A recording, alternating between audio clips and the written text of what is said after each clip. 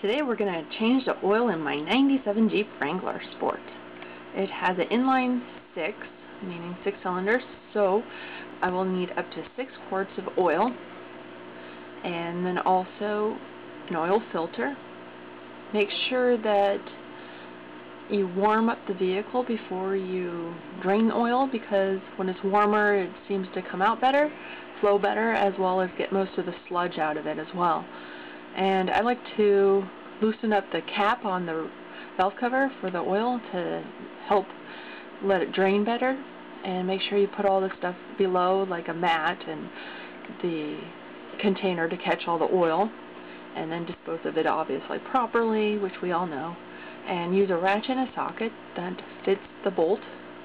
Loosen it, and since I do my own oil changes, I can actually loosen it with my own strength. But when I used to have other people do it, it was nearly impossible to get off. And then let it drain in the container. Get the bolt, clean it off all pretty, and then go ahead and try to take off the oil filter. Mine's in a relatively easily place. It's on the passenger side of the engine, and I was able to get it off by myself because I put it on by myself. So, and make sure like the oil container is actually below that, because it likes to drool all over the place too. And then I emptied the oil into the container, but then I looked at it, because you always want to look at it to make sure the gasket is on the filter as well, and it definitely was not. It was still on the engine, so you want to make sure you get that off, or I've heard you can lose oil pressure because of the 2 gaskets, and then blow up your engine. And then go ahead and clean off the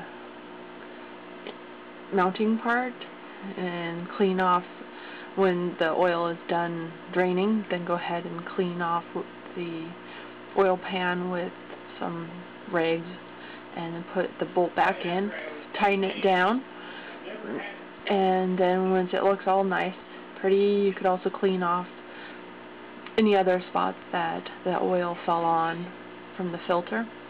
And before you put the oil filter on, you want to oil up the gasket with fresh oil, as well as pour some. I usually do like half of the oil inside the filter so it doesn't have to work so hard, and then spin that sucker back on as tight as you can, hand, you don't want to overdo it, and then pour in the oil. And after 5 quarts you check it again, and if you need more, then you need to put it in. If you have a 4-cylinder, obviously you're not going to put in 6 quarts. So, and then you put the cap on once it looks good, and start it up a little bit, run it, turn it off, check your oil again, because that's going to circulate it all, and hopefully you'll have a happy Jeep, like my Jeep. Thank you. Here's the thing, we started out friends. It was cool, but